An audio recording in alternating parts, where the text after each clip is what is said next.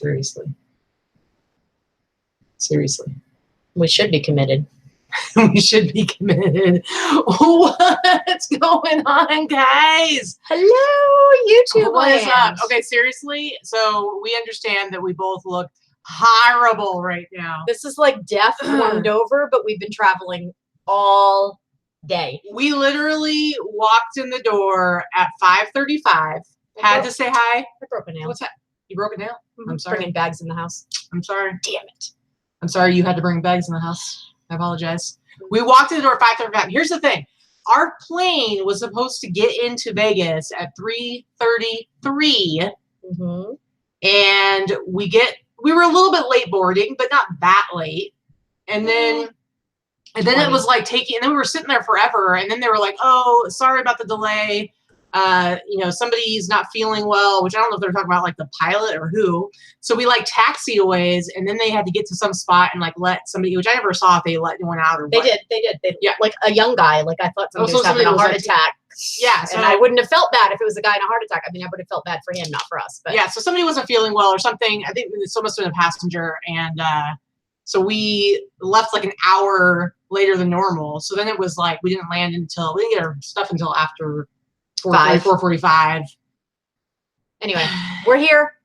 Yeah. Took about 15 minutes because you realize while we do these shows live so that we very rarely have to do a lot of prep for them, we do have to do a little prep for the show, as in like at least grabbing stuff for a haul, getting the links ready for the solds. It's not like a big deal. But anyway, it was a pain in the butt to get it done so fast. So I apologize that we look like shit warmed over, but we're here because we're committed and we love you guys. I love my Totes My Goats t-shirt, but it probably does make me look a little extra washed out right now when I'm already pretty tuckered. But yeah, so we ran in the door, said hi to the puppies really quick. They lost their damn minds.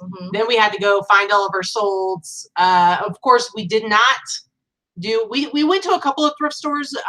We did do a little sourcing. Very little. For like an hour. I literally bought 2 things. Nothing great. But we don't even have it with us because our friend Melissa is going to be shipping it to us. So we have nothing. We don't have a haul of that nature. I have like 5 or 6 jackets that I've gotten in the last probably about 2 weeks that I did not show previously. Same. So it's like you're still going to get a haul out of us, but we're going to be showing like a little bit more of sold stuff. But what's up, guys? What's happening? Got a lot of people here in the chat, 45 people. Maybe we should do this later in the afternoon on Sundays. T-Money in the hizzy. Teresa says, crybaby pee-pee pants. Yes, that's us, apparently. That's at least me. Speaking of crybaby pee-pee pants, this one over here was reading some sort of, I don't know what the book was, but all of a sudden I look over and she's like dabbing her eyes, crying on the plane. Listen, I am a sympathetic crier.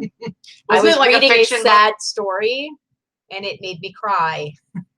Shut your face. Shut your face. Oh my goodness. But anyway, yeah, we just really want to do the show because this is my really cool hat. I don't know if you guys follow us a little bit or on Instagram. Those of you that do may have seen some pictures. We were able to meet up with Laura Franzico, who's here in the chat, on Tuesday, and she was totally awesome, by the way. Like, we loved her. Yep. You know, it's always a crapshoot on both sides if you're going to meet an internet stranger friend, as Teresa calls them. But honestly, we loved her. We had a great time, and I think she had a great time too. So we went and rented these cool little boats, these retro boats, and I had to buy a hat because it was a cool place, and I was having massive frizzy hat head day. But it was so fun. We went on this little lake. We went to Saugatuck. Yep. In Michigan, and it was this little lake that was this little like tributary off of Lake Michigan, kind of like Lake Kalamazoo, I think it was, something like that. Yeah. It was just like this cool little spot where you could rent these boats, and they were just electric, so you topped out at like 5 miles an hour. And then we only killed it a few times on the way back. But it wasn't our fault, guys. I took over driving for a little bit, and then it kept dying. And so then I looked like an ass because it was like I didn't know what the hell I was doing, which it really it was like the simplest boat ever to wreck. It was like electric, so all you really had to do was like push this little thing forward, the throttle forward. It kept dying, and we get back, And they're like, oh, I thought I fixed that. And we're like, oh, we were just going to get stuck in the lake. Yeah, it turned out it was a problem they were having. And for some reason, it was only happening in this one part of the water. But whatever. So it turned out I was not super lame. We actually had a lot of fun. Laura was very funny. She's like, oh, it's okay if we die. Like, I'm a good swimmer. I'll just tow the boat back to shore. Yeah, we had lots of fun. And then we met up with Hip Flip and Mama after that. Kelly, she came out. She came and met us out. Yep, so we had some beers together and some fun. You should show them, like, from the side, like, your hair, how blonde it's getting. Yeah, do you guys remember on Sunday's show how her hair was so, she had just done it, it was so pink it looked red? Well, that's the stuff that she uses. It's a little bit different, and it, like, washes out. So every day it keeps getting lighter and lighter and lighter. And now it's like, turn your head this way. Now it's like, it's almost blonde. This is the bleach underneath. So it'll be back to the normal pink later this week when I have time. Yeah. Yep. Pretty much. Ron Dazzle says, get a paddle boat, never stranded, just tired. That's true. We did see, like, this cool thing. It's like a bicycle that you basically, like, convert a bicycle into, like, almost like a paddle, sort of like a paddle boat. And it's on these little floaty things, and then you just ride your bike. I don't know why I'm riding with my hands. These are like my feet pedaling. And then you cruise around, or you could just go for a bike ride. That's why I'm like, that's true. You can just go for a bike ride. But we had a great week. It was great to meet up with a couple of eBay people, and one of my oldest eBay friends, we've been friends now for 13 years, and we met online through eBay. My friend Melissa, who lives in Ohio, drove several hours to come and hang out with us, and actually stayed a couple of days to help volunteer as well. So that was pretty awesome. She got to meet Katie finally, and yeah, we had a great week. The whole week was amazing. Got to spend some time with some great people. If you didn't watch our show on Friday, you should definitely go back and watch it. My friend Muji was on the show, and while it doesn't have anything to do with— he's my friend too. Oh, he's your friend now too? Yes. So while it doesn't have anything to do with reselling or eBay per se, Muji is a triple amputee that is a Paralympic athlete, and his story is super inspiring. And Nike sponsored, you guys. He is the epitome. He's legit. He's the epitome of boss up. And seriously, like, I know that anytime you have a channel where it's, like, dedicated to a certain subject, and if you go off topic, you're going to get less views. We had a lot fewer views than we normally do. So I realized we had it at a different time. It wasn't really about eBay or reselling. So we have, so it's been viewed less times than what our normal No Pants Friday show would be viewed. But I'm telling you guys, if you have not watched it yet, please take the time at some point in the next week or so to watch it, because it's an awesome story. There's a little nugget in there for everybody. And honestly, he's amazing. He's an amazing person, a great friend. And I knew as soon as we were going to be going there, I was like, I know who we're going to get for the live show on Friday. And I could have chosen from, let me just tell you, dozens and dozens of inspirational people that are my friends that are part of this conference. But I knew Muji would be great because he is a motivational speaker, and he's just got a great story to tell, and he's a fantastic rapper. So well, yeah. And then when we were getting the super chats, because I'm like, if we get these super chats, I'm putting Muji on the spot, and he did 3 different rap songs that he wrote himself, and they all 3 of them touch on his story, because he has a crazy good story. Just really, really quick, he was a college football player. He was being courted by the NFL. I think he even turned down a team or 2. He turned them down a couple times. He was that much of a cocky bastard even back then. And it wasn't the deal that he wanted yet. So he was an elite football athlete with a huge future ahead of him. Football, track, and baseball. He was actually a scholarship athlete in all 3 sports. But he got in a car accident with his brother, and he lost both of his legs and most of his left hand.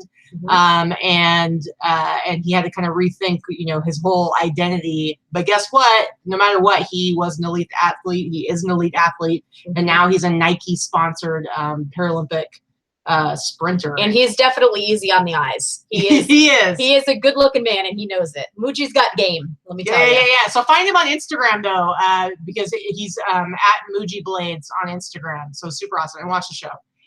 Anywho, and also, if you haven't watched the video that we put up on Wednesday about how to get, like, super cheap international shipping labels, dude, I get it. It's not a regular show, but our views are down on that too. And I'm telling you, if you do international shipping, you need to watch it, because it's only like a 15-minute video. It's super short. Somehow I managed not to talk for an hour straight.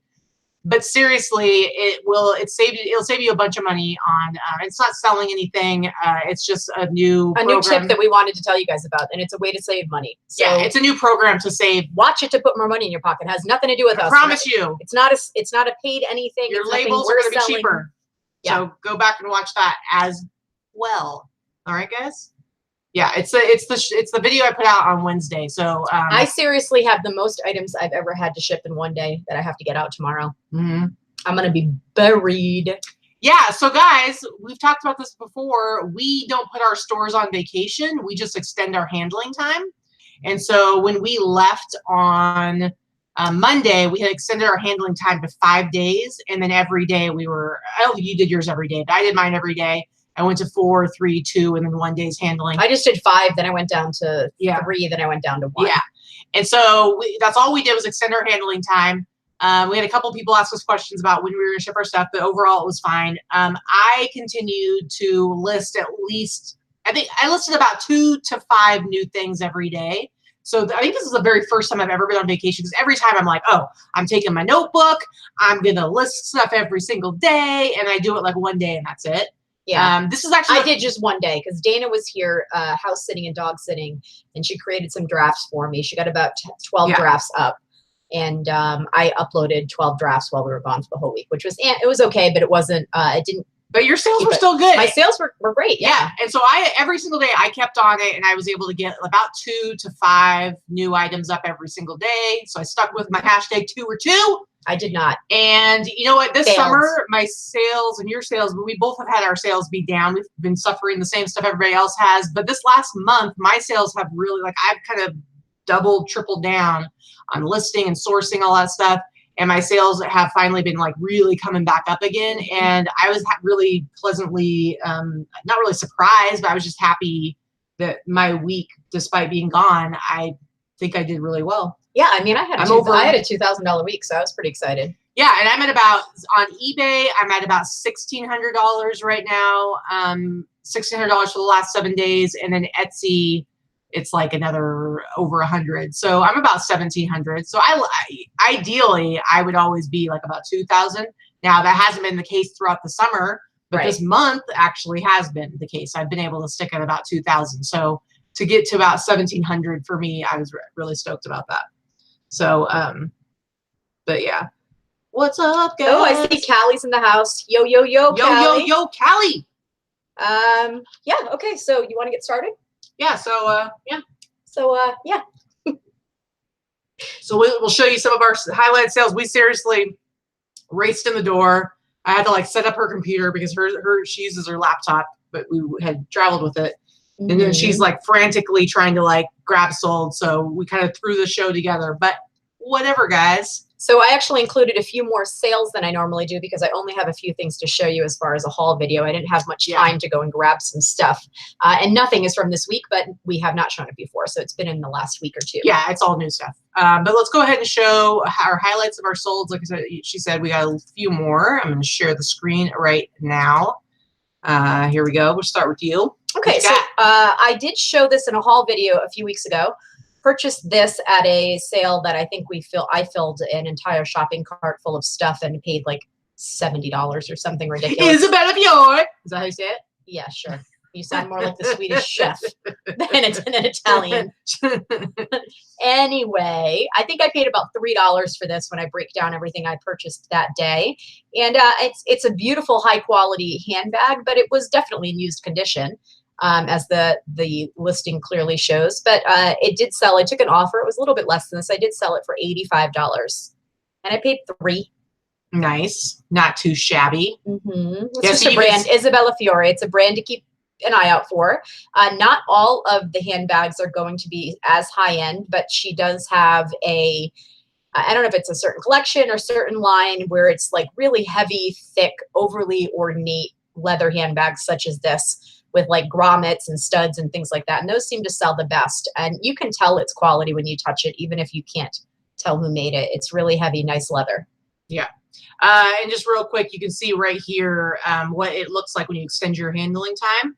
So it actually puts a little flag up because when you go, I think it's anything over 3 days. So once you go to 4 or 5 handling days or more, it puts a little flag up to kind of alert them that there's extra handling days, so that they know it's going to take a while to get it.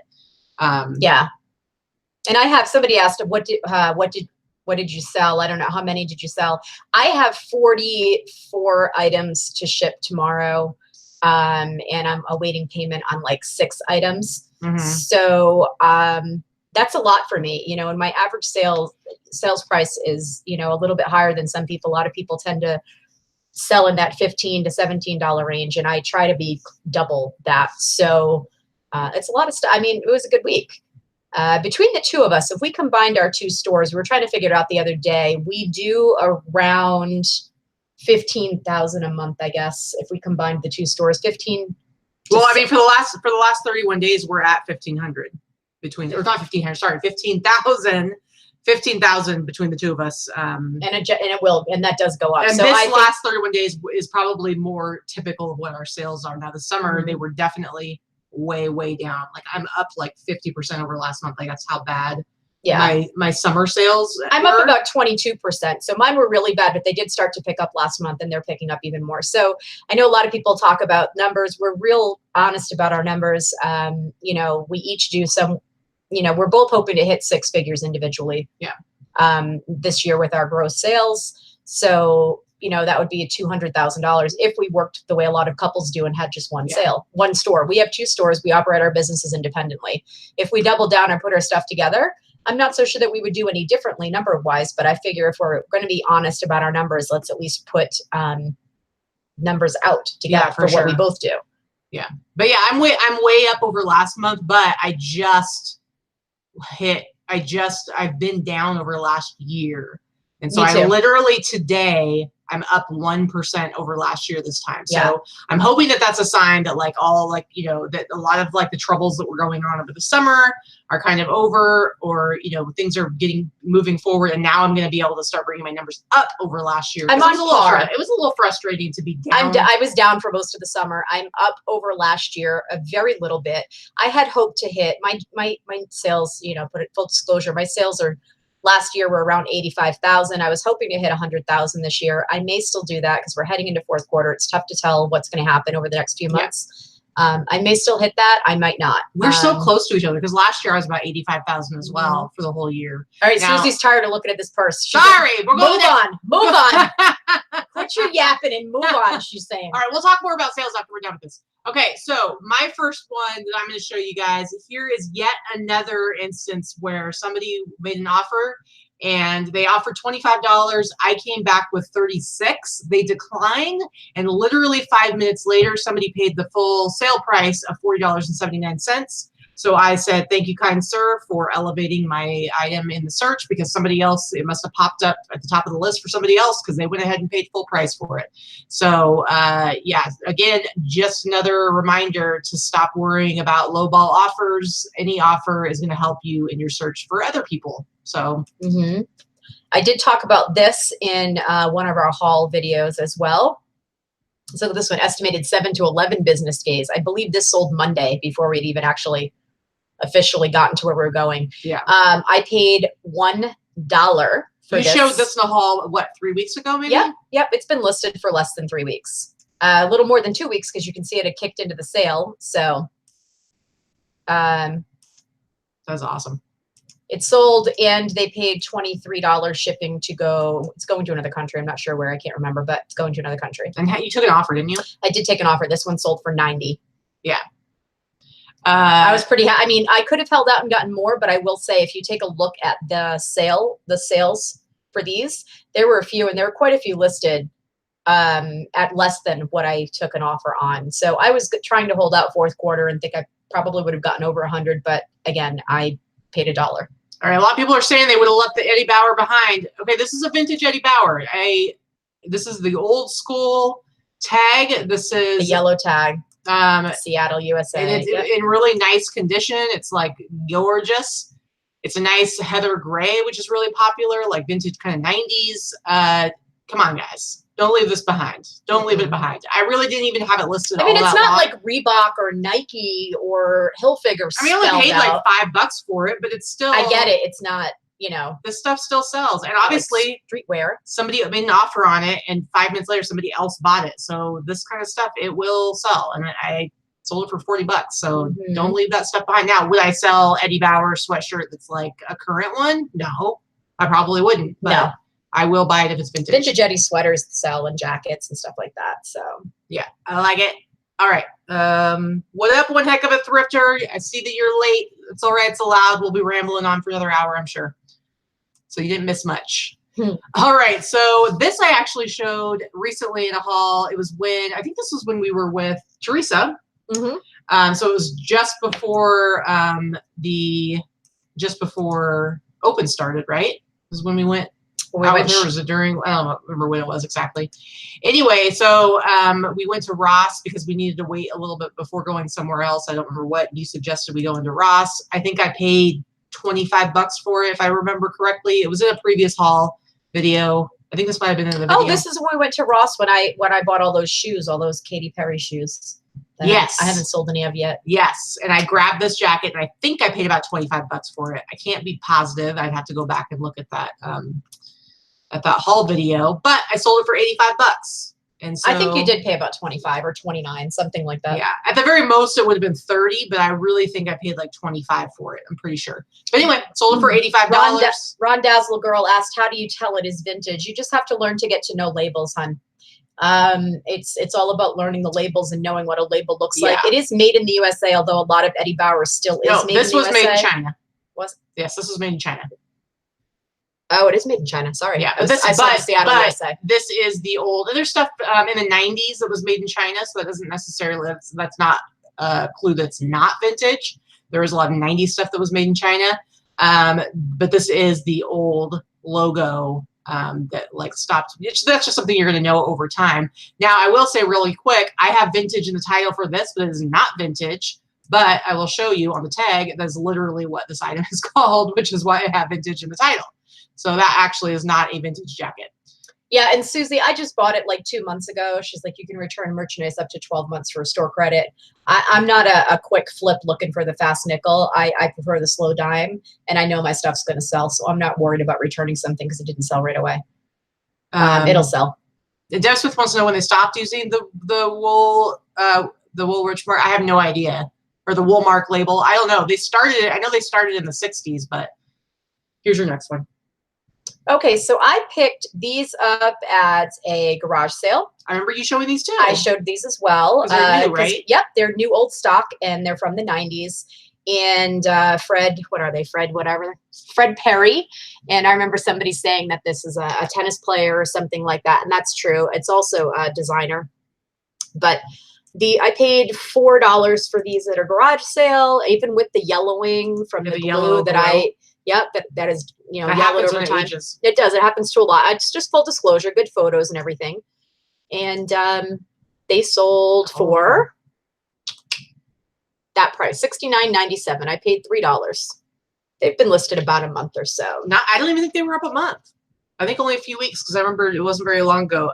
Jamie Doll 25.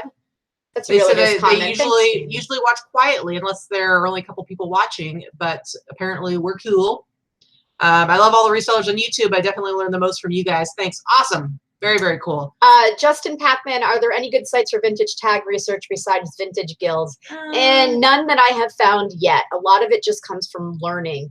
Vintage Fashion Guild is actually excellent up through the 70s and some parts of the 80s. But if you're looking for 80s or 90s tags, there are not a lot of sites. You just have to learn. Here's what I do, trial and error. Justin Pacman, what I do is I will, like, if you Google Nike label history, it will, and then you look at images, and I do that with whatever the label is. A lot of times, like, it'll show up in images, like with Nike, you'll see a whole bunch of the tags, and it'll show the different eras. It's not going to work for every label, but a lot of times somebody will have done a blog or some sort of website where they talk about that kind of stuff. So it helps you to kind of learn. I think you're right, Todd.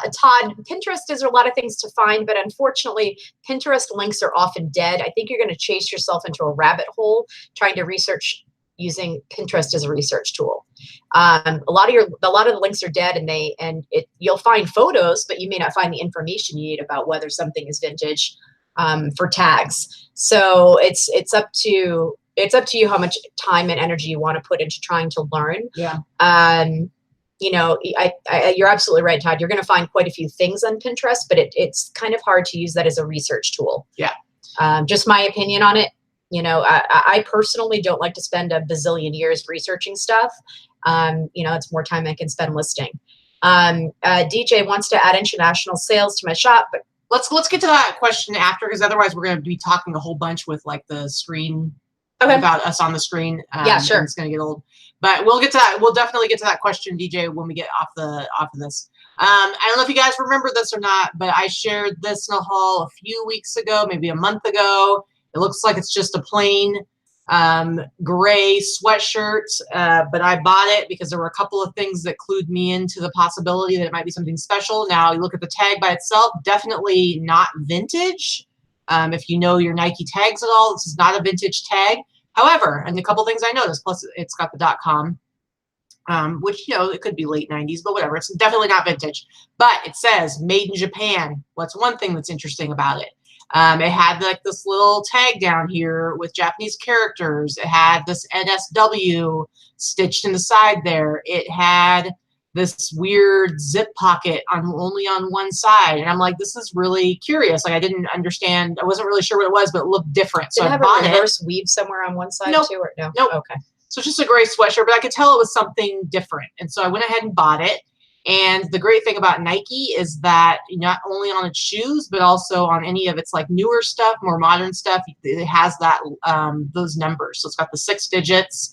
And then the 3 digits, the six digits are usually like whatever type of clothing it is. And the 3 digits is the colorway.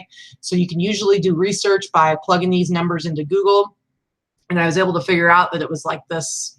I didn't really know still what it was, but it was some sort of special collaboration. I don't even really know what loop wheeler is, but I found like all these Japanese websites talking about it. So what did I do? I priced it high, and guess what? It sold for $127.49 on a used sweatshirt. On a used sweatshirt, and it's small. And it is a small. It is a small. It's going somewhere in the U.S. But seriously, guys, there's just little things you got to pay attention to.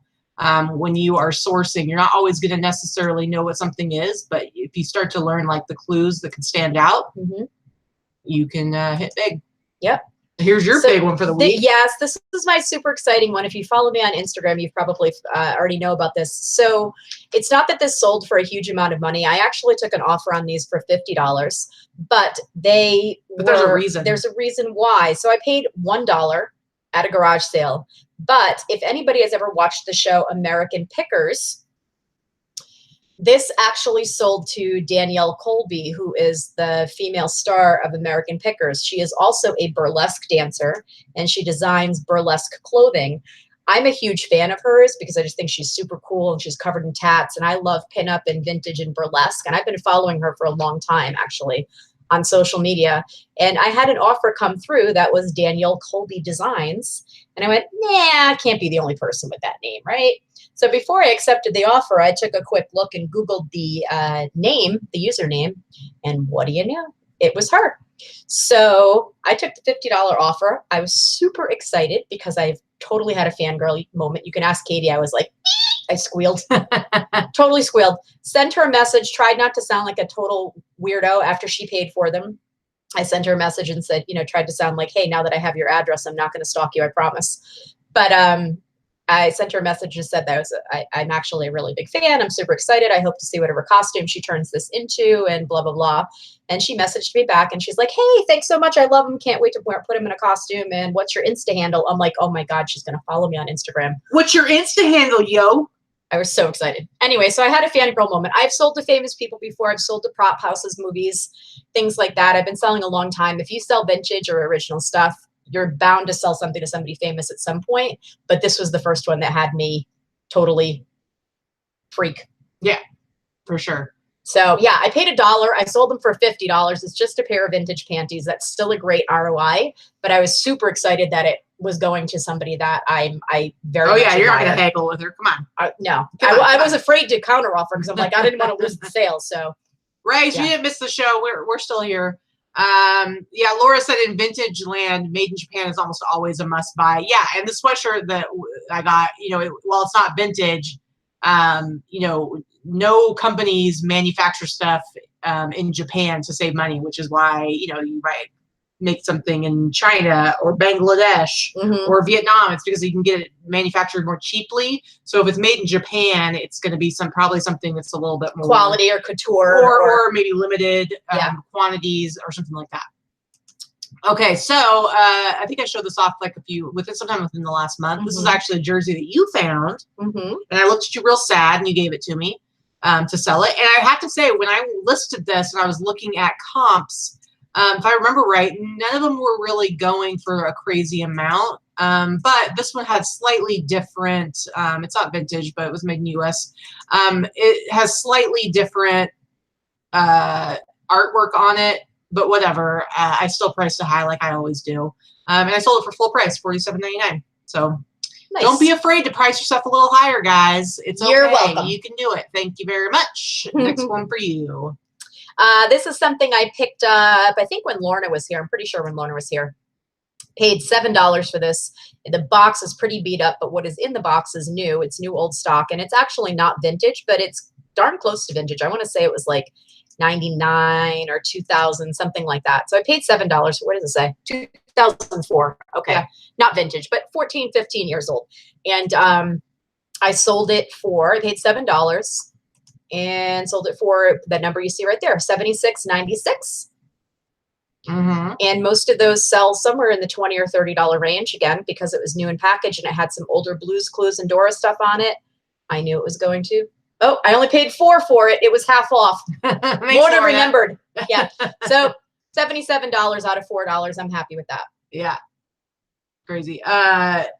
Susie says, I sold the top on eBay to someone I went to 5th grade with and hadn't seen in decades. Small world. That's pretty awesome. I thought Lorna was there for the Google jersey too. I almost said that. Yes, she was. She was.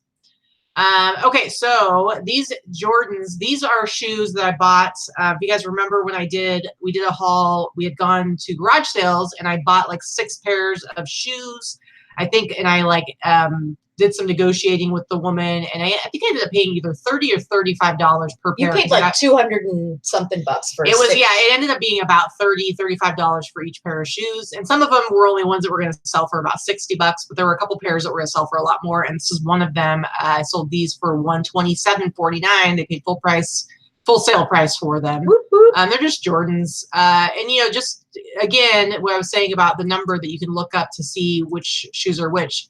There's no mystery when it comes to Jordans or Nikes or Adidas. They all have numbers that you can easily look up and be able to tell if they're going to sell or not. So take advantage of the information that's given to you. You can see right there 414571. That tells you the shoe, and the 126 tells you the colorway. You plug that into Google. You can figure out exactly which shoe it is. You can usually see the history of sales. So it's no mystery, guys. Next one for you. Lorna was definitely with us for this one.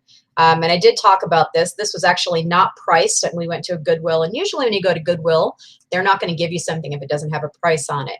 So I actually had to go up to the manager and ask for the price. This was a new in-box Kirby, which is a very expensive vacuum cleaner brand. I think it might have been Cheryl who said her son sells them or sold them.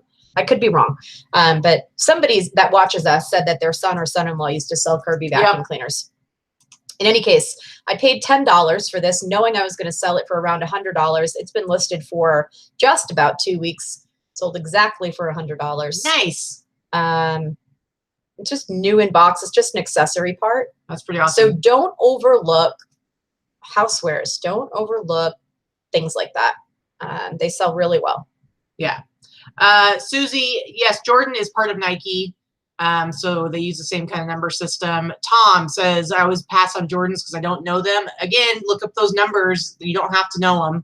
I have a harder time usually with thrifting them, although I did thrift those ones because I do know that like people who collect Sneakers like Jordans are really particular about the quality and the condition. So that's where I tend to not thrift them so much, but I did with those. But yeah, you've got those numbers. Just look them up.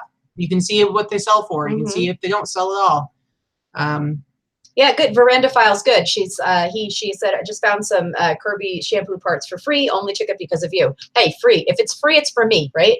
So Kirby is a good brand. And even if they're not necessarily super high end, or you're not going to make $100 off of them, for free, you're going to make money. Yeah. Did you just say if it's free, it's for me? Yeah. I like free.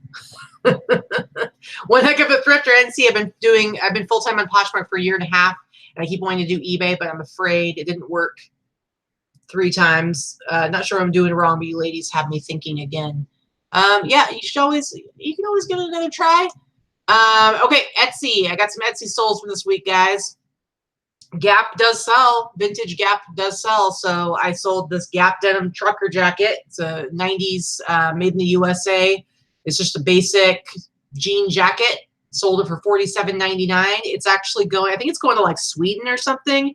So not only did I sell it for $47.99, but I'm also getting, I also got the shipping paid for. And what's awesome is I think they paid like $24, $24.50 on Etsy. I am going to use Pirate Ship to buy my international label. And you guys need to watch that video. I'll add the link to the description of this video. Because with the Pirate Ship program, which is, what is it called? It's called, I need to remember what it's called. I have no idea. My brain is fried. I know, my brain doesn't work right now, guys. But the special program you have to sign up for, it's only going to cost me $18 to ship this jacket, although they pay $24.50 for shipping. So that's a pretty big savings in shipping. And so yeah, don't they pay $24.50, and it's going to cost you probably $18, $17.95. It's gonna be $18. It'll be like $17.99. Tom, how does recent Gap do? I don't buy a recent Gap. I think it's a waste. But here's the thing. That's because my model, the way I sell, I want higher prices.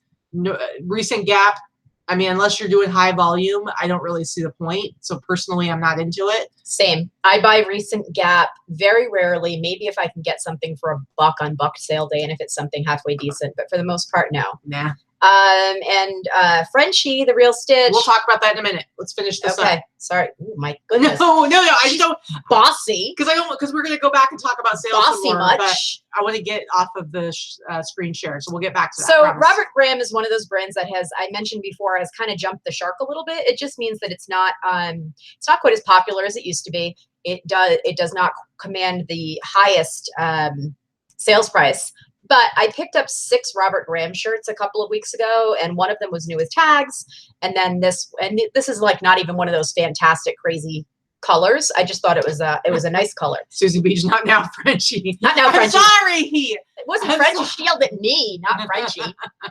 Anyway, I paid $16 for this. I had it listed for just 2 weeks. It sold for $56. Yeah. So I think I think it's a good flip. I still have 5 others, and they were good ones and good size. So 16 is about my max I'm going to pay on something that's like Robert Graham, but they were in excellent condition. Yeah. They still had the dry cleaning tags on them. And yes, as you can see, I left it in one of the photos just because it actually just shows that person takes, whoever it was, takes care of the item. Yeah. So. All right, guys. So my last Etsy thing that I sold, it was just this Oregon sweatshirt, Oregon Ducks vintage 90s sweatshirt. Sold it for $35.99 plus shipping. I had free shipping on it, so really I just sold for $36. But it was on sale in my eBay store. They could have bought it for $30 there, but I sold it on Etsy for $35.99. So I was pretty stoked about that. But that is all of our solds. Let me go ahead and take us off the screen share. And then we have a few questions that we're going to answer. Let's go back to talk about sales again, since Frenchie brought that up. She wants to know, with us having our stuff on vacation, we were on vacation, we just did extended times. How were our sales? My sales were excellent. I still did, I did $2,000 in the last 7 days. Yeah. Yeah, my sales were great. I honestly did not see any, it has hardly ever affected my sales to have an extended handling time. I'm sure it must. I'm sure there must be one or two people that you know, turned away and didn't purchase once they saw the handling time that was going to take something, you know, 10 days to get to them or whatever. But honestly, if that means if $2,000 in sales in 1 week means that my sales were in a slump because I was away and had extended handling time, I'm okay. I'll take that. Yeah. And I did about $1,700 in sales. So, if I look at my numbers over the last 31 days, I went a little bit down by a few $100s because I'm over 8,000 for the last 31 days, but the last week I did about 1,700. So, yeah, I mean, I don't think I definitely kept active on, and she listed, I didn't, I listed one day. I had, Dana had done a few drafts for me and I did them. I put them all up in one day. So there were 10 drafts that I put up in one day. So I didn't even have any activity in my store, which I should have been ending and sell similar and none of that. I did none of it. We did nothing. I did nothing that we tell you guys to do every day while I was gone. So I'm a very bad teacher. Yeah. So yeah, I didn't do any of that. I was just too busy. So there were a couple of questions that we passed over. So DJ was asking about international, wanting to do their own international shipping, but was confused about the whole calculated. Listen, calculated is actually super, super simple when it comes to international. There's unlike domestic where you have a million different ways you can do stuff. International, you have two options. You have first class international and you have priority. First class, anything up to 4 pounds goes first class. So, and there's no need to send it priority. Let me just interject because it's going to travel at the same speed. Yeah. So for me, anything, so with your listings, as long as you have your weights in there, you need to have your weights in there to do calculated. You need the weight. You don't necessarily need the measurements. He had asked if you need the measurements. You don't necessarily have to put the measurements in there. A guesstimate is fine. Unless it's like going to be huge. You're like trying to ship skis to another country. Yeah, because there are restrictions when it's super crazy big stuff. Yeah. Yeah. But for the most part, if it's a normal sized item, if you can ship it within the US and it's not a crazy size, then you can ship it out of the country. Just make sure you have all of your weights in there, and then anything up to 4 pounds, first class international calculated, anything over 4 pounds, priority calculated, and you are good to go. So totally, totally easy. Yeah. You know what, Frenchie, it will be good to go to bed in our less crunchy bed. We had it. Our bed at the hotel, because listen, we were only doing Airbnb for 2 nights, and then we got transferred over to the hotel because actually the organization that puts on the conference got our hotel room for us because Vicky is like what do they call you, essential volunteer staff or whatever. So let me tell you, somebody said that the beds at the hotel were not comfortable, but I don't know if it was just because it was compared to. I thought they were fantastic. Oh my God. It was a really nice hotel. Slept like a baby every night. I don't know if anybody is familiar with the Grand Rapids area other than, than Laura or Kelly, because they actually came to see us at the hotel. But we stayed at the Amway Grand Hotel, and it is this old vintage / antique building. It's very historical, and it was gorgeous. Yeah, it was really, really it was a beautiful. Gorgeous hotel. So Cheryl said just signed up for Pirate Ship now to go watch the video. It's called Simple Export Rate. That's what the program is called. Good. Okay, thank you. So whether you're already signed up for Pirate Ship or you need to sign up for Pirate Ship, which is totally free, just shoot them a message, or I think there's a chat option when you're on the page. There'll be a little chat. They'll be like, and by the way, we don't know the people at Pirate Ship. They don't know us. No. This is not a paid anything. I get nothing for it, but it's literally going to get you. It's cheaper rates than anywhere else. So it would be silly not to use it. So you just need to message them, either email them or do the chat and just say that you want to get signed up for the Simple Export Rate program. And then it's going to automatically for any of your first class international. So it only counts. It doesn't do priority. I mean, you can buy priority, but you're not getting a special price for priority. But for first class international, you are getting a special price. You're saving like $2 on, let me see. You're saving like around $2 over what eBay's discounted price is. You save $2, up to 2 pounds, up to 3 pounds, you're saving like $4, and 4 pounds, you're saving like another $12, and it's like $20 cheaper than like the retail. Yeah. So it's like seriously, it's a really significant amount of money on international. It's like something that they negotiated with the post office, with the U.S. Postal Service. And yeah, Tom, to answer your question, Lori pretty much got you. It really depends on what you paid for the item, whether you're going to counter or take it. Depends on what you're looking to get out of the item. Yeah. Yeah, Victoria, I use Airbnb all the time too. This was my first one. It wasn't even a real bad experience. I have to say it was just a really bad, uncomfortable bed. If the bed would have been comfortable, everything else that was like, fine. Would have been fine. It was a beautiful home. It was an antique home. It was a Victorian home. The old couple that owned the property were lovely people. They were very friendly. It's exactly what you want for an Airbnb. It was just the bed was ridiculously uncomfortable and loud. So I've never had a bad experience, and I'm not going to give them a bad review. I am going to give them a suggestion on buy a new frickin' mattress or bed or something. Yeah. It's very uncomfortable. Super, super uncomfortable. Somebody else, I didn't see who it was because it was like way back, but somebody had asked how I get the blacks in my pictures to be so crisp and to pop. What I do, so I just use the native camera app that came on my phone. The native? I call it native. It's not called native. It's native as in, as in, either. Okay, native means it's like the original app that came with the phone. So it's not, I didn't download anything. It's literally the app that came on my Samsung Galaxy S7. I use that app, but I use the pro setting. So when you first use the app on your phone for your camera. Susie says you're making up things. I'm not making up things. Native shipping. Anyway, it's a native camera app. You open it up. In most camera apps, you open them up and it's just on auto setting. Same with like, if you have like a point and shoot camera. Mm-hmm. I switch it over to the pro setting, and what the pro setting allows me to do is allows me to change like the white balance, the brightness. And so I am very particular about my photos. So the thing is like anytime you're looking at a dark piece of clothing, even when I'm using the pro setting, it's going to look super washed out. And so you have to like bring the brightness down. And when you show something that's like white, it's going to go super dark, and then you have to brighten it. And if you're not doing that, it's going to make your This is why her photos look good. This is why you look at things like her Robert Graham shirt, and up close it's one color, and up back far away it's darker. Because clearly I am not as good at taking photos as she is. And I don't care. And she doesn't care about that. I've tried to show her, and she's like, she doesn't want to do it. I don't care. She doesn't want to do it. Right. So good enough. Never had any complaints. I sell my crap anyway. I don't care. Right. I care. So I do change that. It doesn't take a whole lot of extra time. It's just something I do while I take the pictures, but that's how I do it. When you look at the thing, I go darker for black and lighter for white. So there you go. Diane asked, oh, hi, Diane. Diane asked if something is say 6 to 10 pounds, do you do GSP option and do international priorities? So Canada folks will be able to buy. I've never used GSP in my life. Okay, here's the thing. I don't quite understand. Like, I know I've heard the whole like, oh, GSP is really good for heavier items. I don't know what that is. I've never really had. Maybe I just haven't asked the question.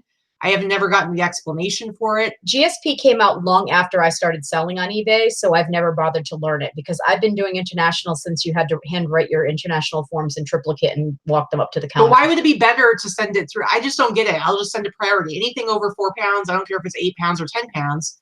I'm just going to send it priority. And here's the thing, guys. So it used to be that I would only get insurance on anything I sold that was over $100 international. Now that I'm using that pirate ship program, a simple export rate, because it's so much cheaper than anywhere else for international, like it's literally like dollars to over $10 cheaper every time I get a label. I'm putting insurance on everything. Now, I know that's kind of like, maybe it's kind of like a waste of money. But to be honest, like I think it's kind of awesome that it's like, oh, I'll add $1. I'm still paying less than I paid when I sent international through eBay. And I'm getting insurance on everything. Yeah. So now it's like I'm not even worried about it. And see, Cheryl just signed up for Pirate Ship during this chat, and she's already activated. Oh, the violent lemon. We haven't seen you in chat in a long time. I hope you're doing well. I've been thinking about you. I know you've been having some health issues lately, so I hope you're doing well. I hope you're doing all right. Yeah, Tom's shipping something to Great Britain through GSP tomorrow. Now Susie says I used you. Why? So Susie, why do you use GSP? Because I'm telling you, not to, I know everybody does their things their own way. I totally get it. But I will say, especially with this pirate ship thing, like I was just saying, you're getting your labels so much cheaper. You can pay for insurance on everything. And honestly, I do 20% of my sales are international. I've sold like $20,000 worth of stuff internationally in the last year, doing all of my own direct shipping. I'm a little less. I'm like 18,000. I've only had a couple of problems. Maybe I lost like $100 to $200 on items going missing out of $20,000. I've had none this year. Yeah. And I lost one last year. Right. And now I'm insuring everything. So even if that were to happen again, I would be covered. And I'm telling you, I know you sell a lot of stuff, but I can almost guarantee you would sell even more. You would sell more. Yep.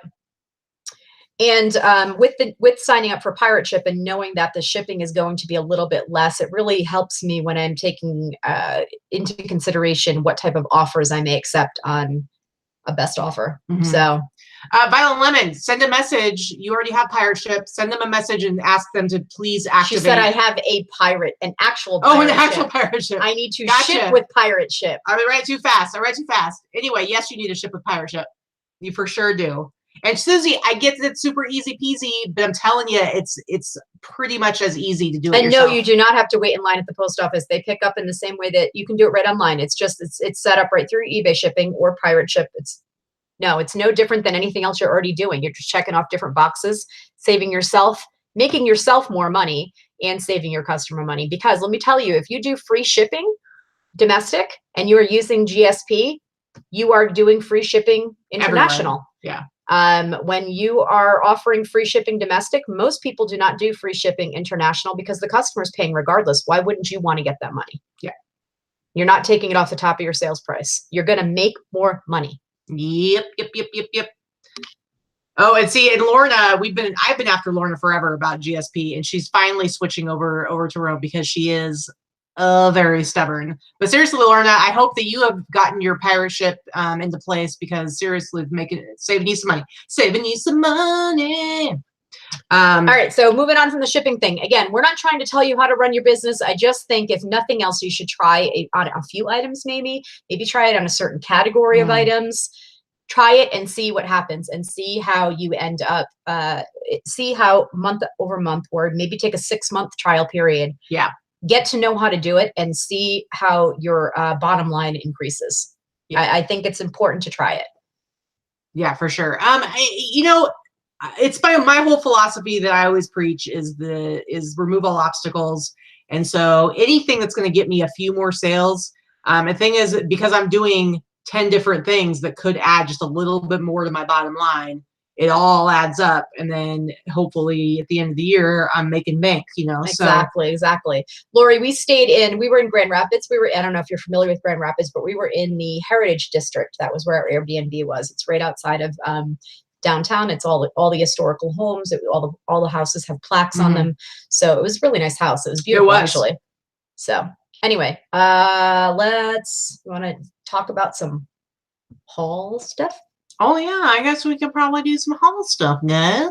Now, to be fair, we only went thrifting one night with my friend Melissa. We went to a couple of, where did we go? We went to one Goodwill and one Salvation Army. Yeah. And they were lackluster at best, but they were close to where we were. She got a couple of cool things. I did get a couple of cool things. I'll talk about the ones that I got next week, but we were literally on the poundage to get our luggage home without paying an oversized fee. So my friend Melissa actually took the stuff home with her, and she's going to ship it to us. So I didn't have to try and stick it in my luggage. All I know, so Susie Beach says that she's going to experiment. So apparently she's just, figured out a way to get us to shut up. Yeah. And it might not work for you, but so as far as the thrifting goes, man, I know that like Laura doesn't really do any thrifting, so she's got ridiculous amounts of stuff that she can source out there for the kinds of stuff that she likes to get and likes to sell. So she does really well. We didn't have a lot of time, but for what I do, especially like you probably would fare better than I would. Oh, I would. I would. But for what I source and sell with just men's clothing, I mean, I was like, man, I'm so glad I live in Vegas because they didn't have any Savers there. All they have is Goodwill and then Salvation. I mean, they had some other thrift stores obviously that we couldn't get into, we didn't have time to go to, but I would have a rough time. Like here, it's like I have so many options, and just the Savers alone, I could just go to every day and never have a problem finding enough stuff to sell. So I'm just really grateful that I have everything that I have here. Cindy asked, what countries do you avoid? None. I ship everywhere. Yeah, I don't have any restrictions. And answer Frenchie's question. What was Frenchie's question? Did we miss one? Frenchie's question. Gotta go back. Was there another question that we missed? We may have missed. Somebody repeat what Frenchie's question is, and just go ahead, type it in again for us because I don't know what it is. And Gretchen, we've had several discussions about doing more on a show on tags or on vintage tags. It's going to take us some time to put something like that together, to be honest with you, because it is such a broad topic. There is no real way to teach vintage by showing tags. We can do a little bit about it, but it is such a broad topic. It's not like it's something you can call and put together in a class. I could teach vintage tags on, say, one brand, but that's not really going to help you very much. Like we could teach tags on Nike, and Katie does that all day long. And we could teach, tags on t-shirts, and she's talked about t-shirts several times on how to tell if something's vintage or not. Vintage clothing itself is such a broad thing. It's not necessarily something that can be taught in that way. Not to like try to force you to like watch all our shows or anything. But seriously, if you regularly watch our Sunday live haul show, this show that we're doing right now, if you regularly watch that, we do try to, with everything that we sell, everything that we show that we have sourced that week, we always try to show the tags and explain what makes them vintage or not vintage. So I would say like that's really going to be your best bet, rather than, because there's never going to be like one show where we're going to be able to cover anything substantially in one show that's going to like be like, okay, just watch this and you're good to go. I mean, other than going back and watching my very first mystery box haul of t-shirts, that one but even then it's not going to show you everything. It's just you're going to see some Hanes, you're going to see some Fruit of the Loom, you're going to see some screen stars, but the questions are coming fast right here now. So let me just see. Frenchie's question was, did being away hurt your sales? We did kind of answer that. No. Yeah, we did. Yeah, no, it didn't. That would Frenchie, we answered your question the second we got off the screen share, man. Let me see. We did really well. Somebody's asking about shipping to India. Yeah. We both ship to every country, no exceptions. When eBay does not offer it in the drop down, they no longer offer India. They no longer offer the Russian Federation. And there are a couple of other countries that they don't deem as safe. So they don't offer them because they don't want to cover in case. Which is crazy because in case Russia the product gets lost. Is one of my biggest countries as far as like customers go. But the thing is, like what we're saying, our whole thing about the pirate ship. The whole thing about pirate ship that I love, that I was just saying, is that because you're saving so much on the labels with their simple export rate program, you're still spending less on the label than on eBay with insurance. So I'm now, because of that, I'm insuring everywhere. Before, I would selectively insure, particularly if it was going to a country like Chile or India, where I knew it was like kind of sketchy on like the delivery confirmation. Yeah. Lori, we have done actually more than one show on vintage t-shirts. Katie has done extensive talking about vintage t-shirts and showing tags and what to look for and how to tell they're vintage. I couldn't tell you exactly which show that is, but it's been talked about several times. Yep. One of it is an unboxing video that was done a few months ago. If you want to scroll through, usually it's in the titles if you want to scroll through our past shows, and you'll get a lot of information out of that. We do talk about it every time we talk about a vintage shirt, but we can't do it every single show, Somebody, Latanya asked about, does international selling really make a difference? Absolutely. Like I said, I do about 20% of my sales are international. I sell a lot internationally, and I find my international buyers tend to spend more. It's like they buy stuff at higher prices. So it's like 20% of my sales are dollar wise are international. And that's not even 20% volume, because they are paying higher average sale prices on the items that they do buy. And so, like I said, in the last year, I've done like close to $20,000 just international sales. So if I wasn't doing that, that's a lot of money, guys. And I had like 17 or 18,000 in international last year. I should hit 20,000 this year. Let me see. There's another question there. Which the average listing numbers you've got? I'm just under 2,500 listings at the moment. Katie is what, 17? I'm over 1,700. 1,700. I've been selling. I'm trying to get up to 2,000 by October 1st. I don't think that's going to happen. I've been trying to get to 3,000 because I can't even get to 2,500. As I've been ramping up my listing, I've been selling a lot faster. So it's not happening. Anyway, let's do some haul here. So again, we didn't buy anything this week, but I pulled some jackets that I bought in the last, I think, 2 weeks that I haven't shown to you guys yet. So it's still new to you. You pull a little bit. I'm going to show this cute little picture that we did. So we had a photo booth at our closing ceremonies of the conference last night with the props and stuff. So this is Batman. We had fun. I like this cat, one. the bottom one. I like the bottom one. Look at that. Silly. She's silly. Anyway, all right, so Cindy wants to know, do we do free shipping? I do free shipping on everything. Once you kind of get to, you've been doing this for a while, you pretty much know how much anything's going to cost to ship. I do free shipping everything domestically. For the most part, I don't ship anything that costs more than $8 to $10 to ship within the US, but that's just because of what I sell. As far as internationally goes, I have all my weights and all my listings, so it automatically tells them calculated shipping, how much it's going to cost. I don't have to figure that out. I am the same. I do free shipping on anything under 4 pounds in general. Yeah. And some of my big bulky stuff I don't offer free shipping on. I do calculated. Yep. All right. So first thing I have here, guys, this is I think I got this last week, and it's just because I found so many awesome jackets last week. I didn't show this one. This is a BF Goodrich. BF Goodrich which is a tire company. This is one of the racing jackets. This is really cool. It's kind of insulated, cool, kind of cafe racer style. Racing. What? That's the same thing in my hand. What? So this is really, really super cool. I love it. It's like their own branded stuff made in the US. This is probably, judging by the style, I would say this is probably 80s. I think it's super awesome. I think I already have it listed. I don't really know how much I listed it for, but I would say I probably could sell it for $60. 70. It's probably listed for, I don't know. I'd have to look. Maybe I have it listed higher, maybe 80. I'm not entirely sure. But I love it. I love it. I love these racing jackets. They usually do really, really well. I'll show one more. That's a good idea. Lori said, could you, Katie, take maybe a brand once in a while and show some vintage Tommy or vintage Adidas? Yeah, I could do that. That's a good, yeah. I could do that. I mean, she and I sell a lot of the same stuff, except when we source together. And I do sell a lot of vintage women's clothing as well. So it was a lot of that. I don't know. Maybe we could start doing on Boss Up and List Day or something like that. Have like maybe once a month. Have like a 10-minute session of like yeah. And then you could do like dresses or something like that. That would be a good idea. I wear hats all the time, Gretchen. It's just when my hair is short like this, I don't wear them quite as much. I actually have lots. I think she looks adorable in a little hat.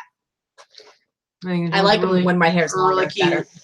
Okay, so then I have this. This is so for anyone who doesn't know, this is a Coach style jacket. These were really popular like in the 70s, like 70s and 80s probably, but they're popular again now. This is newer. This is actually a Bruno Mars tour jacket. You can see the back, bam, bickety bickety bam. This is from the Magic World Tour.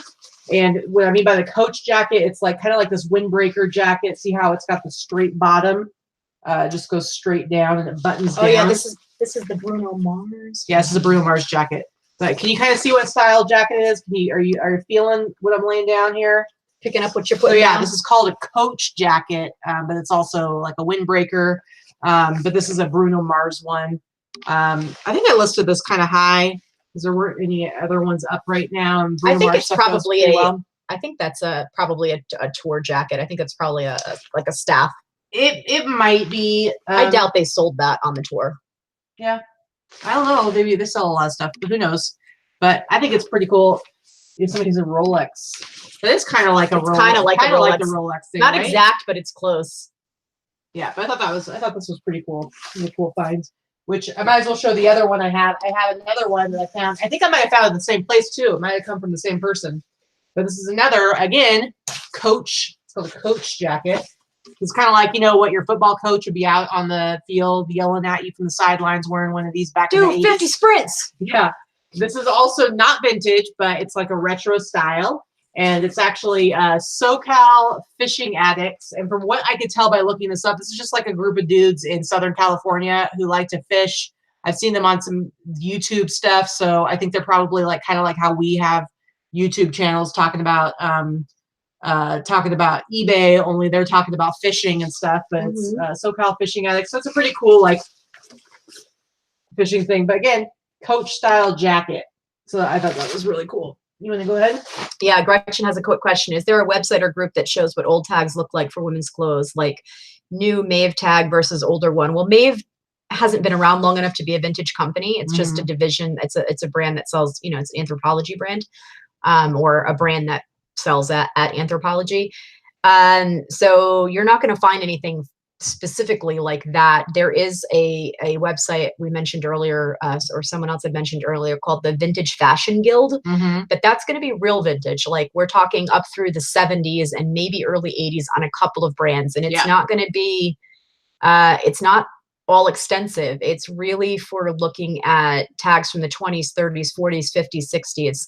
That's for real vintage. Stuff that's from the 90s and the 80s is just barely being considered vintage, and true vinties, or people that sell vintage clothing, don't consider 80s and 90s vintage.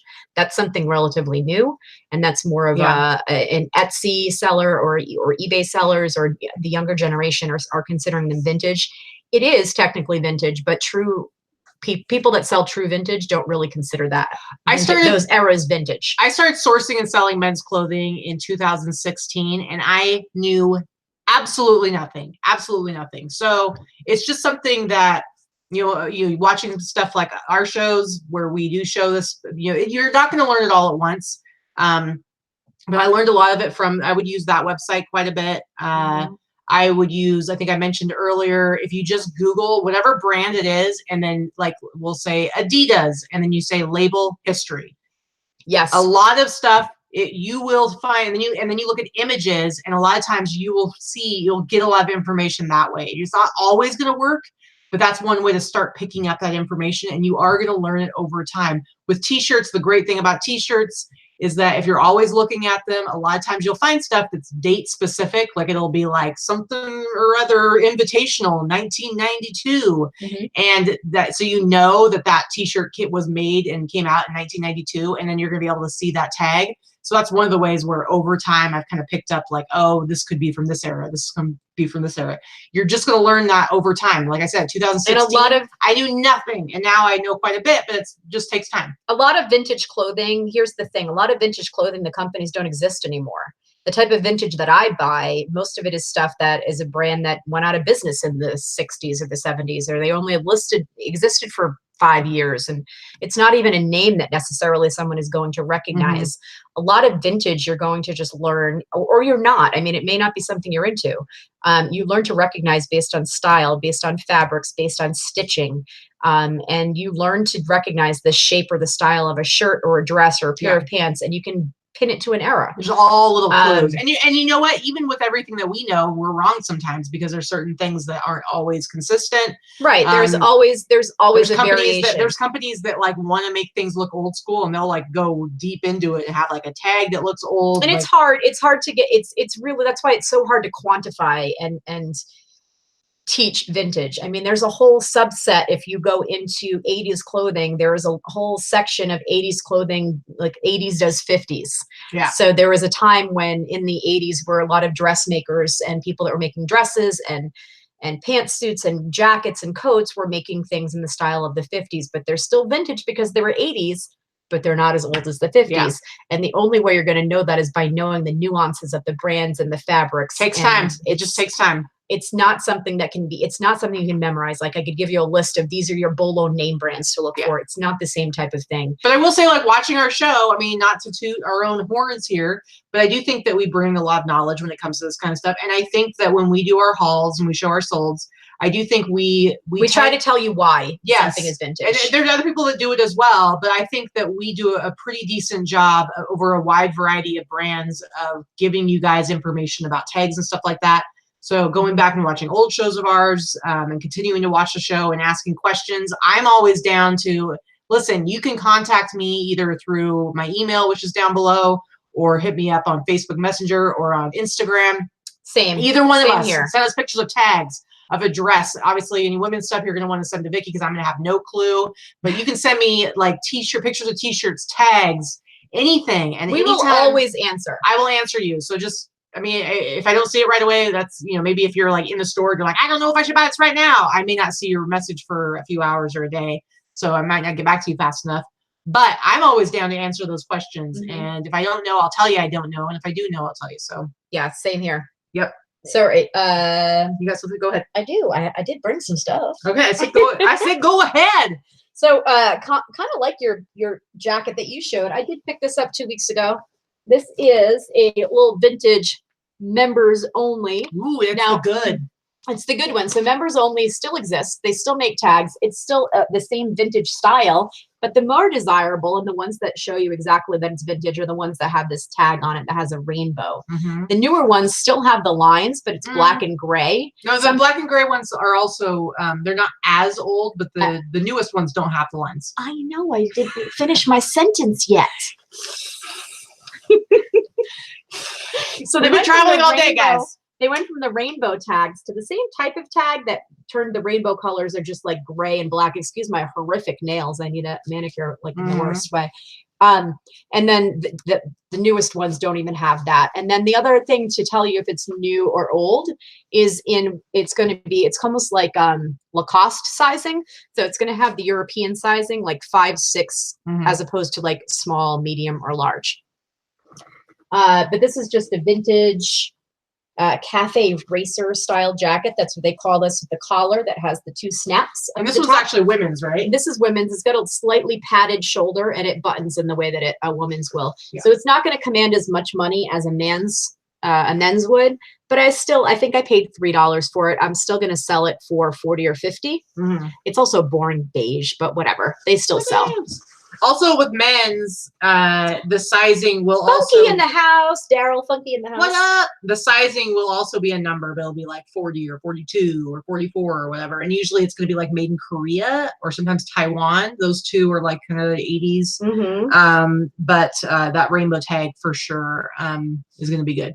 So got more? Yeah, I have more. Okay. I have more. So that was a pretty cool find. Another thing that I picked up is ooh, this is one that I found, guys. Did you find this one? Yep, remember? Because I felt it by touch. Oh, yep. See, I do that a lot. Another way to learn clothing and learn quality and learn vintage is by just like touching everything down an aisle. If you want to learn quality, walk into an expensive department store and start feeling good fabrics and expensive clothing. I mean, like in a non-creepy way, but that's going to teach you what good quality clothing feels like. I like to touch it and I go, because I want to do it creepy. Wacko. But so, I usually don't. I hate button-down shirts too, almost as much as pants. So usually I don't get them, but I will go down and I'll try to see if I can visually pick out bark cloth and then I'll touch it. Do I get to talk? Nope. I don't know what you're talking about. Anyway, just a vintage Hawaiian shirt. I do like Hawaiian shirts. I do like Hawaiian clothing. Cheaper brands don't sell very quickly and don't sell for much, but I do tend to sell some really good ones. So this is bark cloth, and I don't know if you don't know what bark cloth is. It is cotton. It's a cotton fiber, and it's just really thick and textured, and it's heavy, and sometimes it's a little stiff. And I'm gonna see how close I can get to the camera here, see if you can see any of the texture. It almost feels kind of like wool, don't you think? It's almost paper, actually. I think it feels like thick paper. But in any case, this is a small Hawaiian shirt, which means it's not going to sell quite as well because it's small. But it is bark cloth and it is vintage. The brand of this, which tends to be what is confusing. Someone actually mentioned this in our group on another item, made in Hawaii. Made in Hawaii is not only where it's made. In this case, it is actually the brand. Interesting. Also, Pacific Textiles. A lot of the older Hawaiian shirts and dresses, sarongs, that type of thing. I'm trying to find where it is. On these, you can find the selvage inside the, I can't find it right now, but inside of the shirt, the selvage, the edge of the fabric will sometimes still have the brand of the cloth, the fabric that they got where they bought the cloth from. So Pacific Textiles. Anyway, I didn't pay more than $3 or $4 for this because it's bark cloth and it's nice. It's got a good, nice pattern on it. I'll probably list it for 40 or 50. I could hold out and maybe get more, but it's a small. So I think that if I get 40 or 50 for it, that should be good. I have something I would like to say. The last bark cloth I got didn't even have a brand. I think maybe like the tag was missing or something like that, or part of the tag was missing. No brand, bark cloth. It was like an orange pattern. $80 I sold it for. Nice, very nice. So when it comes to bark cloth, it doesn't even matter what brand it is. I'm sure there's some brands that are sell for especially more. If it's true bark cloth. There are newer things and newer companies that still sell at a fabric that feels like bark cloth and has that same type of texture. But then there's the real old bark cloth, which is exactly like somebody else said in here. Yeah, Kathy. Real bark cloth is actually made from trees. It's correct. It's paper. It's pulp. It's a cotton. Now bark cloth is more made from cotton, but it's a paper pulp type of fabric. When it's real thick, you can actually feel it. It's one of those things you just have to learn by. But I'm telling you, like, because I didn't really have that much experience with it. It's almost pretty obvious when you do find it. It's just really thick and rough, and it will never say Rondazzle. Nothing is ever going to say bark cloth. No. Older fabrics generally, older clothing and older fabrics don't even usually have what the fabric content is. Fabric content and the way that you need to clean something didn't come out until late 60s, early 70s on most fabrics. Some companies even later than that, but you'll be hard to find content on something. Bark cloth, sometimes if it's newer or if you're lucky, we'll say 100% cotton, but for the most part, it's not going to ever say bark cloth. It's a type of cotton. It's a type of, it's the way that the fabric is made and the texture that it feels like. So I was just laughing at Susie because she was trying to keep your pie hole shut. Somebody wants to know. Violet Lemon says vintage bark cloth curtains are great sellers. They are. I've sold a few pair. Grammy Margaret says I have a couple yards of bark cloth fabric. Have you ever sold that? I have sold bark cloth fabric, just in remnants usually, but yeah, I totally sell it. Like anything else, it's going to depend on what the pattern is and what the colors are on the fabric, but absolutely. Yeah, I have. Yeah. Looks like we get some people in the chat who are dealing with Florence, Hurricane Florence. I hope everybody is safe and hunkered down. From what I'm seeing, I do have several friends in North Carolina. I'm seeing it's just really in and out with electricity and stormy, but not super horrible, I hope. No. Well, it seems like a lot of the problem is that it's like so slow moving. Like usually it comes in and then it goes through and then you're done with it. But it was like literally going 3 miles an hour while wreaking havoc and like taking like and just raining. It's like 350 miles wide.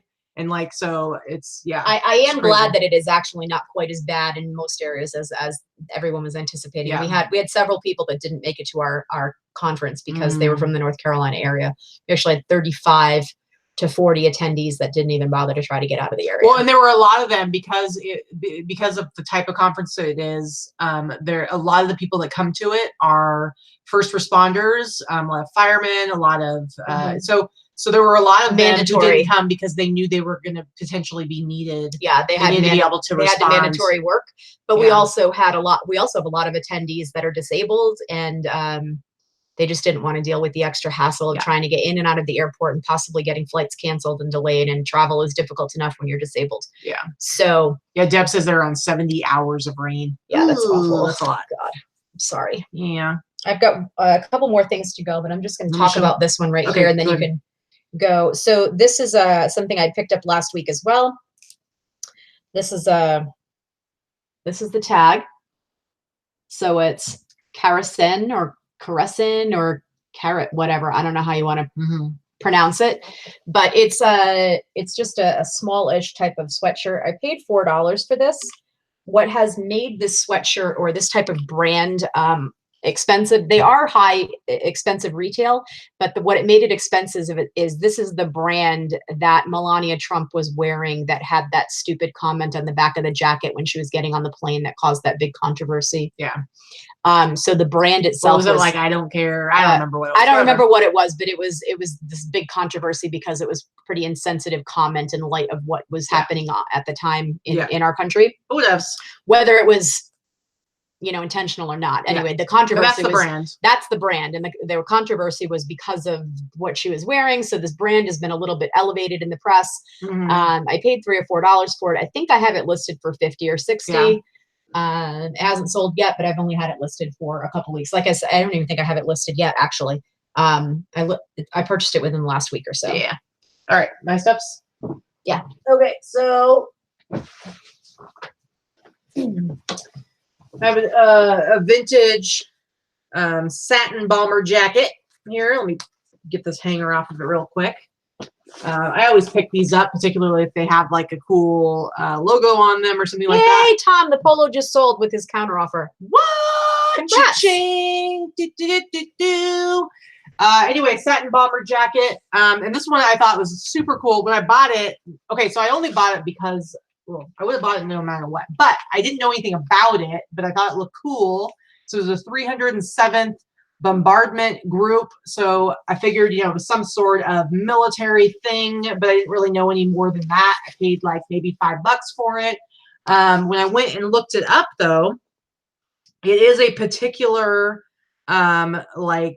squadron or whatever from, I believe, World War II, World War I. Oh, nice. Yeah. And so I actually priced this crazy high. Now there's a good chance that there's no way I'm going to sell it. Like I literally priced this for $150, but here's why. And this is just me experimenting, but this particular group, when I looked it up, I looked up their name on like eBay and I went on WorthPoint, and there have been books like about them that reference them or have them on the cover or whatever that have sold for a couple $100. So clearly it is a known military group or squadron or whatever it is. I'm not knowing off the top of my head exactly what it is. I think it smells funny. Does it? Yeah, I'm smelling something funny. It's not Katie. It's not me. Anyway, I'll do whatever. I don't smell anything on it, but well, maybe it's whatever might be in my lap. Yeah. Something needs to be washed. It's not this. No. But anyway, there is memorabilia from this particular group that sells for a very high dollar amounts. I was unable to find any jackets that have anything to do with it anywhere on WorthPoint or eBay or Etsy or anywhere. And so I was like, you know what? Normally I would price this for like $35.99, which is what I usually price most of my satins with. This one, I'm like, I'm priced it for $150, and we're just going to see what happens. And you know what? I've got watches on it right now that had lots of views. I don't know that it'll sell for that much, but it's possible I could sell it for $100. And somebody around Christmas time, they're going to want to get their granddad this jacket. I don't know. We'll see. It could happen. There's nothing wrong with trying it out, guys. You can do that. You get to price it. It could be a wing and a miss. Or yeah, it could sit forever, and then eventually I'll relist it and list it and do it for $35. But why not mess around and try it out? You never know. Coolio. You can go ahead and show something. Yeah, I only. Oh, you can go ahead and show something. Did you see that? Oh, yeah. You can go ahead. You can go ahead and show something. By 11, yeah, it's a World War II bomb squad. So yeah, I mean, I have that. It's not a World War II jacket. That's I have that all. Yeah, it's like from the 80s. I have it all in my listing. I just didn't remember what it was. So thank you. I appreciate it. DJ says I changed all my items. I listed $50 and under to firm price with free shipping and $60 and above. I have a free shipping best offer, and I've been getting sales before sales were dead. Nice. Gretchen, WorthPoint. It's actually it is you have to pay to have you have to pay for the website, but they take solds from eBay going back like even 10 years. So when you look on eBay, it only goes back 90 days. So you can I'll be able to see stuff that sold back in 2010 and for how much. Yeah. So I use it quite a bit. So our new watcher in Miami, Ocean South or so, it doesn't sell for $150. How many days would you relist at a new price? It's not days. It'll be months. I do good till. So here's the deal. I do good till cancel on all my listings. I am currently in the process of ending old listings and starting over with new fresh listings. And my goal going forward is I don't want anything that's older than 90 days. So I will leave it at the price it's at. Now I'll entertain an offer. If somebody offered to borrow $100, I'll take it. But I will leave it at the price it's at right now for 90 days. And then when I go for at least 90 days, and then if it hasn't sold in 90 days, my plan will be to end it. And I might lower it to $47.99 or $59.99, not go all the way down, but we'll see. We'll see. Nice. Why don't you go ahead and show your stuff? Oh, gee, thanks. Gosh. So I picked this up a couple of weeks ago. It is vintage, but it is actually a vintage kind of like tunic sweater that is not super old vintage, maybe early 90s. And it's something that's definitely current and could be worn now. It grabbed my eye because I love this color. It's kind of like this teal color with gray, which is like the colors of my office. I may even appropriate this myself, but it is Armani. So it's a Giorgio Armani sweater. Fancy schmancy. Mm-hmm. I paid $4 for it, and I have not really checked the comps on this yet, but I don't think I'll sell it for less than $75. Nice. It's just a nice sweater. It's super thick and really nice quality. I may steal it for myself because I kind of like it. It's women's. And then one of the other things that I picked up, I was just trying to do something different as far as brands. But this is a German brand of clothing. I couldn't even tell you how to pronounce it properly because it's too many consonants, but it's Hiltl. So Hiltl? I don't know. It's kind of like a hiking outerwear type of company. Think like REI, Outfitters, that type of thing. But they're fairly high end as far as it's from German. It's a product of German engineering and design is what the tag says. But this is a pair of jeans that I had picked up and paid maybe $5 for. They might have even been less. They were the 50% off color of the day. And they're just a basic pair of jeans, but they're still a very current style. They're not dated anyway. Mm. They're men's jeans. I'm probably going to sell these. I have purchased this brand before, and I'll probably sell these for at least $50. Nice. DJ, no, my shirt has goats on it. Totes my goats. Totes my goats. Alice wants to know, don't they make power tools? I don't know. I think that's it starts with an S, that company. I don't know. Anyway, I got a couple. I could be wrong, Allison. I don't know. What do I know from power tools? What do I know? Anyway, so this jacket, I did not show this. I got this a few weeks ago, and it was my favorite thing that I found, but I did not show it at the time because there was one jacket listed that I thought was too low and it was the same size. So anyway, let me show you real quick. So this is a wool bomber jacket, wool kind of varsity bomber jacket, all wool. And on the back, we're about done, Cheryl. This is the last thing that she's showing. So Cheryl, you wake up right now, Cheryl. You wake up right now. We flew all the way home just to do the show, and you are trying to go to bed and you're not doing it. And it's 7:30 and we haven't eaten all day and we're hangry. Yeah. I am anyway. I don't know about her. Anyway, this is like in brand new condition. The back is totally embroidered. It says Crusade. Now, I saw this. I didn't know what Crusade was, but I'm like, I bet it's like some sort of like TV show or something like that. So I looked it up, figured out it actually is. So this is from 98, 99. This was actually a spinoff show from, was it Babylon 5? You're asking me. You said that. I'm not a sci-fi geek. So Babylon 5, if you sci-fi nerds out there, this was a spinoff. It actually never aired. It was made in like 99, and it had Gary Cole in it. If you remember Gary Cole from the Brady Bunch movie, he played the dad, Mike Brady. Anyway, they filmed this. There were 13 episodes. They never aired. It got canceled before it ever even went on air. And then like a few years later, I think they did release it finally on DVD and stuff like that. So it's kind of this obscure. What are you laughing about, Alice? What you laughing about? Oh, she kills me. And she says things just to make me laugh. I also said I've had girls fall asleep on me too. Rude. One heck of a thrifter though just busted out a $2 super chat. So maybe this will wake Cheryl up. Super chat. She's super chatty.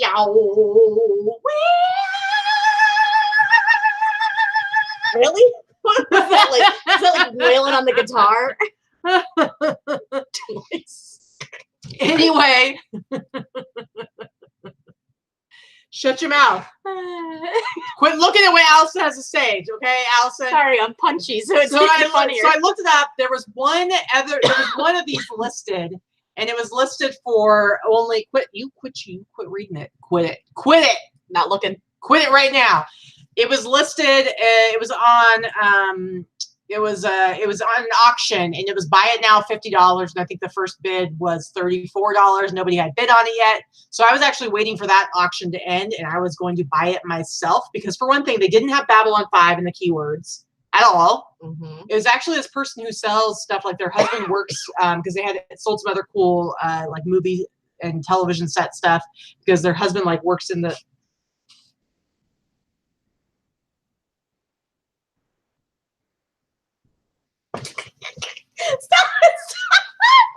Stop. I'm trying to tell a very important and powerful story right now, and you're laughing because Allison thinks now's the time to be a clown.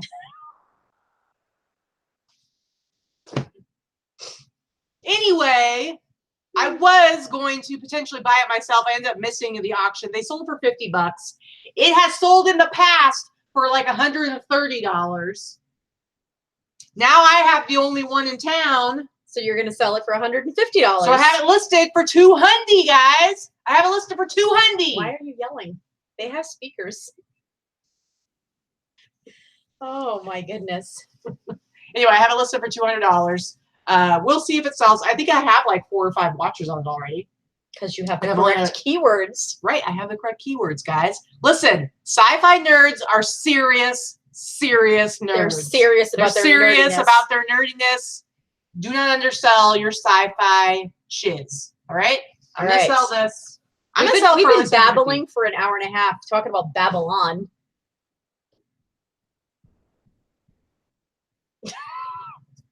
Okay, I'm angry and stupid at this point. You take that back right now. That was not funny. Yes, it was. You're laughing. All right, it's 7:30. We've kept you here for an hour and a half. Talk about Babylon, guys. What? Woo! You're an ass. We've kept you here for an hour and a half. My East Coast people are dying on me. Poor Cheryl's about to fall asleep in her I don't know, on her computer. All right, guys. Thanks for watching, even on a Sunday night and off time. Yeah, see, you thought we weren't going to have anything to talk about, and here it is, 7:30. We've been yapping for an hour and a half. Babbling. Babbling on. Did we babble on 5 times?